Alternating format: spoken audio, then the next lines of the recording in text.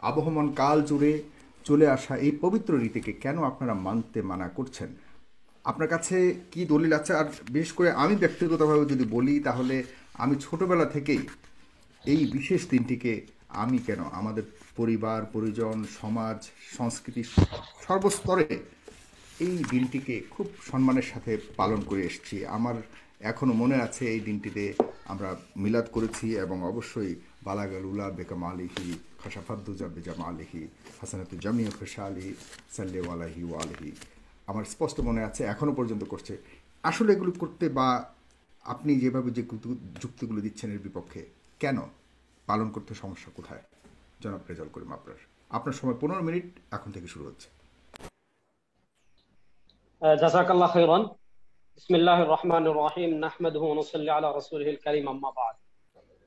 প্রিয় দর্শক যারা দেখছেন, সকলকে স্বাগত জানাচ্ছি। যারা আজকের এই আলোচনায় অংশগ্রহণ করেছেন, শাইখ এরশাদ বুখারী হাফিজাহুল্লাহ সহ সকলকে স্বাগত জানাচ্ছি। আমি কোনো ধরনের ভূমিকা ছাড়া মূল প্রসঙ্গে যাচ্ছি, যে আমরা কেন ঈদে মিলাদুন নবী পালন করি না, বা এটাকে আমরা কেন বিদআত মনে করি। সাগর ভাই আমার কাছে জানতে চেয়েছেন যে আবহমান কাল থেকে চলে আসছে, তারপরও আমরা কেন ঈদে মিলাদুন নবীর বিরোধিতা করি। প্রিয় দর্শক, আমি এখানে প্রথম যে কথা বলবো, ইসলাম একটি পূর্ণাঙ্গ জীবন বিধান।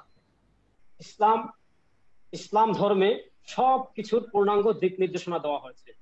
এমন ভাবে কোন দিন ঈদ হবে, কোন দিন মুসলমানের উৎসবের দিন হবে, কোন দিন মুসলমানরা কি আমল করবে, কোন দিন ফজিলতপূর্ণ, কোন দিনে আমল করলে কি ফজিলত, সেগুলোর ব্যাপারে শারিয়া তথা কোরআন এবং সুন্নাহে সুস্পষ্টভাবে নিদর্শন দেওয়া আছে। এবার আসেন, মুসান্নাফে আব্দুর রাজ্জাকের একটা হাদিস দিয়ে আমি আলোচনা শুরু করছি। কিতাব আমার কাছে রয়েছে, আমি সবগুলো খুলে খুলে দেখাতে পারবো। মুসান্নাফে আব্দুর রাজ্জাকের হাদিস নম্বর 7853। হাদিসের সনদ হচ্ছে আখবারানা আব্দুর রাজ্জাক قال اخبرنا معمر عن ابن طاووس عن ابيه قال قال رسول الله صلى الله عليه وسلم لا تتخذوا شهرا عيدا ولا تتخذوا يوما عيدا। যে আল্লাহ রাসূল সাল্লাল্লাহু আলাইহি ওয়াসাল্লাম বলেন, লা তাত্তাখিযু শাহরান ঈদান, তোমরা কোন মাসকে কি বানিও না, ঈদ বানিও না। ওয়ালা তাত্তাখিযু ইয়াওমান ঈদা, এমন ভাবে তোমরা কোন দিনকে নিজেদের পক্ষ থেকে কি বানিও না, ঈদ বানিও না। মূলত শারিয়া তথা শরীয়ত প্রণেতা যারা আছেন, কোরআন সুন্নায় যে দিনগুলো ঈদ সেগুলোই ঈদ। কোরআন সুন্নাহর বাহিরে কোন দিনকে লা তাত্তাখিযু ইয়াওমান ঈদা, তোমরা ঈদ হিসেবে গ্রহণ করো না। এই হাদিসের ব্যাখ্যা করতে গিয়ে প্রখ্যাত হাদিস বিশারদ হাফিজ আল হাদিস ইমাম ইবনে রাজব রাহিমাহুল্লাহ লাতাইফুল মাআরিফ আমার কাছে রয়েছে, আমি খুলে দেখাতে পারবো। লাতাইফুল মাআরিফের 371 নম্বর পৃষ্ঠায় বলেছেন, وعن معمر عن ابن طاووس عن أبيه قال قال رسول الله صلى الله عليه وسلم لا تتخذوا شهرا عيدا ولا يوما عيدا, যে তোমরা কোন মাসকে নিজেদের পক্ষ থেকে ঈদ বানিও না, ওয়ালা ইয়াওমান ঈদান, এবং কোন দিনকে ঈদ বানিও না। ওয়া আসলু হাযা, অর্থাৎ এই হাদিসের মৌলিক কথা হলো আন্নাহু লা ইশরাউ আন ইত্তাখাযা আল মুসলিমুনা ঈদান, মুসলমান কোন জিনিসকে ঈদ হিসাবে গ্রহণ করতে পারবে না, ইল্লা মা জাআতিশ শরিআতু বিইত্তিখাযিহি ঈদান, যে তবে যেই জিনিসকে শরিয়তের পক্ষ থেকে যে দিনকে ঈদ বানানো হয়েছে, শুধুমাত্র সেই দিনকে ঈদ বানাতে পারবে। ওয়া ইয়াউমুল ফিত্রি ওয়া ইয়াউমুল আযহা ওয়া ইয়াউমুত তাশরিক, সেই দিনগুলো ইয়াউমুল ফিতর, ইয়াউমুল আযহা, ইয়ামে তাশরিক, এর ভিতর আরাফার দিন আছে। ওয়া হিয়া আয়াদুল আম, এগুলো হলো বছরের ঈদ। ওয়া ইয়াউমুল জুমআ, আরেকটা হলো জুমআ, ঈদ জুমার দিন। ওয়া হুয়া ইয়াউমুল উসবু, এটা হলো সাপ্তাহিক ঈদ। ওয়া মা আদা যালিক, এই জুমা, আইয়ামে তাশরিক এবং ঈদুল আযহা এবং ঈদুল ফিতর ছাড়া আর যত ঈদ আছে, ফাত্তিখাযুহু ঈদান ওয়া মাওসিমান বিদআ, এগুলোকে ঈদ হিসাবে গ্রহণ করা বিদআত, লা আসলা লাহু ফিশ শরিয়া, শরিয়তে এটার কোনো ভিত্তি নেই। এই আলোচনা থেকে আমরা জানলাম রাসূলুল্লাহ সাল্লাল্লাহু আলাইহি ওয়াসাল্লাম কোন দিনকে ঈদ হিসাবে গ্রহণ করতে নিষেধ করেছেন। শুধুমাত্র ওই দিনকে ঈদ হিসাবে গ্রহণ করা যাবে যেই দিন ঈদ হওয়ার পক্ষে সরাসরি সুস্পষ্টভাবে নস আছে। এখন আমার শাইখ ইরশাদ আল বুখারী সাহেব সুনাদের কাছে আমার জানার প্রশ্ন হলো, যে এই যে আজকে আপনারা আপনাদের কিতাবাদিতে ঈদুল, আমি অনেকগুলো কিতাব রেখেছি আমার এখানে, আমি দেখাবো। ডক্টর তাহির কাদরির কিতাব আছে, দাওয়াত ইসলামের প্রতিষ্ঠাতা ইলিয়াস কাদরির কিতাব বসন্তের প্রভাত আছে, তারপরে আমার কাছে গাউসিয়া নেসাব আছে, তারপর আমার কাছে আলাউদ্দিন জিহাদির লেখা বই আছে, এই যে আলাউদ্দিন জিহাদির লেখা ঈদে মিলাদুন নবী ইসলাম আছে, তারপর এই যে ঈদে মিলাদুন নবী সাল্লাল্লাহু আলাইহি ওয়াসাল্লামের বিরোধীদের আপত্তিদের জবাব, অনেকগুলো কিতাব আছে। সেই কিতাবগুলোতে আপনারা 12ই রবিউল আউয়ালকে সাইয়্যিদুল আয়াদ বলেছেন, অর্থাৎ সকল ঈদের সেরা ঈদ। আর আমরা হাদিস থেকে, এই হাদিসটি মুরসাল, কিন্তু মুরসাল হলে ওই হাদিসটি গ্রহণযোগ্য, সমস্যা নেই। হাদিস থেকে আমরা মূলনীতি জেনেছি যে কোন দিনকে ঈদ হিসাবে গ্রহণ করা যাবে না, শুধুমাত্র ওই দিনকে গ্রহণ করা যাবে যে এই দিন শারিআত তথা রাসূলুল্লাহ সাল্লাল্লাহু আলাইহি ওয়াসাল্লাম অথবা কোরআন দ্বারা ঈদ হিসাবে প্রমাণিত।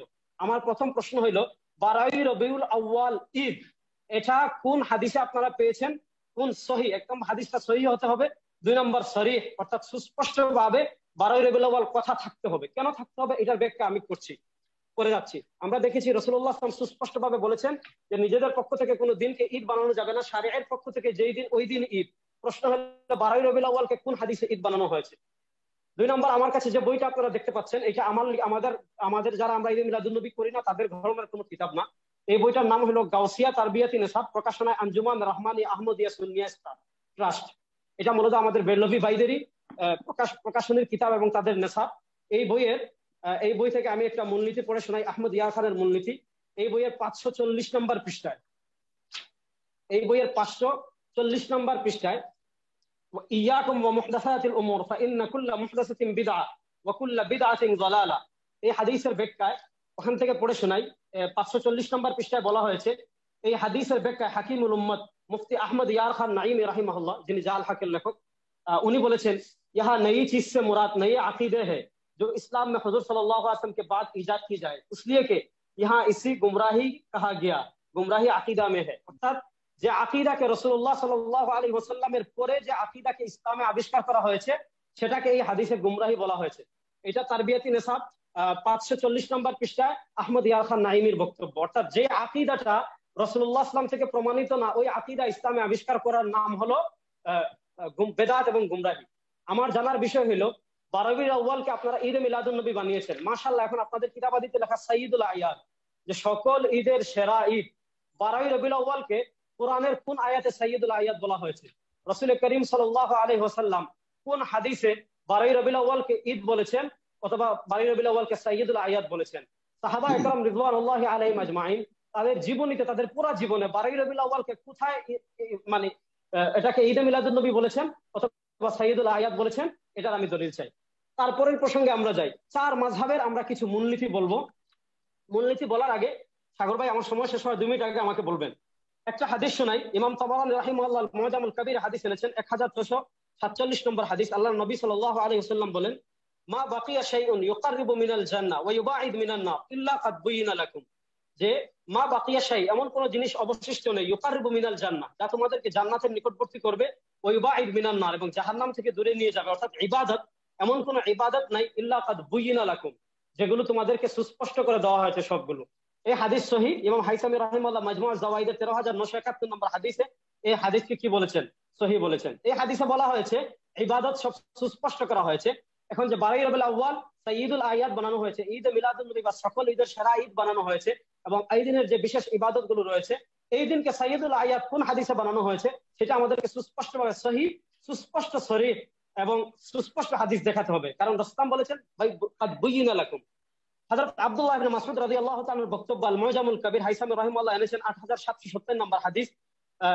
ইমাম তাবারানী রাহিমাহুল্লাহ এনেছেন যে ইত্তাবিউ, তোমরা অনুসরণ করো, ওয়ালা তাবতাদিউ, নতুন কিছু আবিষ্কার করো না, ফাকাত কাফাইতুম, তোমাদের জন্য যা কোরআন সুন্নাহয় আছে সেটাই সুস্পষ্ট। এই বক্তব্যটা ইমাম শাতিবী রাহিমাহুল্লাহ কিতাবুল ইতিসামে বর্ণনা করেছেন রিওয়ায়াত বিল মানা অন্যভাবে। কুল্লু ইবাদাতিন লাম ইয়াতাআব্বাদহা আসহাবু রাসূলিল্লাহ সাল্লাল্লাহু আলাইহি ওয়াসাল্লাম ফালা তা'বুদু, কুল্লু ইবাদা, প্রত্যেক এই ইবাদত, কুল্লু লাম ইয়াতাআব্বাদহা আসহাবু রাসূলিল্লাহ সাল্লাল্লাহু আলাইহি ওয়াসাল্লাম, যে ইবাদতগুলো রাসূলুল্লাহ সাল্লাল্লাহু আলাইহি ওয়াসাল্লাম করেননি, ফালা তা'বুদু, সেই ইবাদত তোমরা করো না।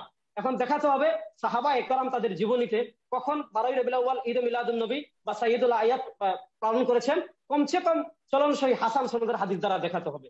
আমি আরেকটু যাচ্ছি। 4 মাযহাবের স্বীকৃত মূলনীতি যে ইবাদতের ক্ষেত্রে কোনো কিয়াস চলে না, যে কোরআনের একটা আয়াত থেকে আপনি কিয়াস করে ইবাদত বানিয়ে ফেলবেন, কিয়াস চলে না। ইবাদতের ক্ষেত্রে শরিয়ার মূলনীতি হলো আসলুল ইবাদাতি আত-তাওকীফ, কোনো ইবাদত করতে পারবেন না, শুধুমাত্র ওই ইবাদত করতে পারবেন যে ইবাদতটা শারিয়া থেকে প্রমাণিত, শরীয়ত থেকে প্রমাণিত। আমি পরবর্তীতে এই বিষয়ে আলোচনা করব। আবুল হাসান মাওয়ারদি শাফি 485 ইন্তেকাল করেছেন, তিনি আলামুন নবুওয়াতে লিখেছেন। ইমাম সারাখসি রাহিমাহুল্লাহ হানাফি মাযহাবের, উনি উসুলুস সারাখসি 2 নম্বর খণ্ডের 122 পৃষ্ঠায় ওই মূলে তিনি আলোচনা করেছেন। ইবনু দাকিক আল ঈদ রাহিমাহুল্লাহ 702 হিজরিতে ইন্তেকাল করেছেন। উনি ওনার ইহকামুল আহকাম শরহ উমদাতুল আহকাম এই বিষয়ে আলোচনা করেছেন। ইমাম ইবনে হাজার আসকালানী রাহিমাহুল্লাহ ফাতহুল বারি 3 নম্বর খণ্ডের 54 নম্বর পৃষ্ঠায় 4 মাযহাবের সকলেই বিস্তারিত আলোচনা করেছেন যে আসলুল ইবাদাতি আত-তাওকীফ, ইবাদতের মূলনীতি হলো তাওকীফ, মানে ইবাদত থামতে হবে, শুধুমাত্র ওই ইবাদত করতে হবে যে ইবাদত রাসূলুল্লাহ সাল্লাল্লাহু আলাইহি ওয়াসাল্লাম এবং সাহাবা একরাম থেকে প্রমাণিত। আমার জানার বিষয় হলো 12ই রবিউল আউয়াল ঈদে মিলাদুন্নবী সাহাবা একরাম করেছেন কিনা, রাসূলুল্লাহ সাল্লাল্লাহু আলাইহি ওয়াসাল্লাম তার জীবনে কখনো করেছেন কিনা, এটাকে সিরাত বলেছেন কিনা, এর পক্ষে সহিহ এবং সরিহ সুস্পষ্ট দলিল লাগবে। এরপরে আলোচনায় যাই যে রাসূলুল্লাহ সাল্লাল্লাহু আলাইহি ইসলামের জন্ম উপলক্ষে তার থেকে কোনো আমল প্রমাণিত আছে কিনা, আসলে রুস্তাম কি করেছেন। আমরা যদি যাই ইমাম মুসলিম রাহিমাহুল্লাহ হাদিস নাম্বার সহিহ মুসলিম 1162 عن ابي قتاده الانصاري ان رسول الله صلى الله عليه وسلم سئل عن صوم الاثنين فقال فيه ولدت وفيه انزل علي। যে রাসূলুল্লাহ সাল্লাল্লাহু আলাইহি ওয়াসাল্লামকে সোমবারের রোজা সম্পর্কে জিজ্ঞেস করা হয়েছিল, রাসূলুল্লাহ সাল্লাল্লাহু আলাইহি ওয়াসাল্লাম বলেছেন এই দিন আমি জন্মগ্রহণ করেছি এবং এই দিন আমার উপর ওহী অবতীর্ণ হয়েছে। আমার বড় কষ্ট লাগে প্রিয় দর্শক যে আমাদের আলাউদ্দিন জিহাদি সাহেব, গাউসিয়া তরবিয়াতি নেসাব, তারপর আহমদ ইয়ার খান সাহেব জা আল হক, তাহের কাদরি সাহেব এটা লিখেছেন পুরোপুরি। এই যে এই কিতাবে ঈদে মিলাদুন নবী বিরোধীদের আপত্তিতে জবাব, এই সকল কিতাবে শুধু ফিহি উলিদতু পর্যন্ত লেখা আছে, ওয়াফিহি উনজিলা আলাইহি এই অংশটা বাদ দেওয়া হয়েছে। অর্থাৎ আমরা এই হাদিস থেকে জানলাম রুস্তাম সোমবারে রোজা রাখতেন দুই কারণে।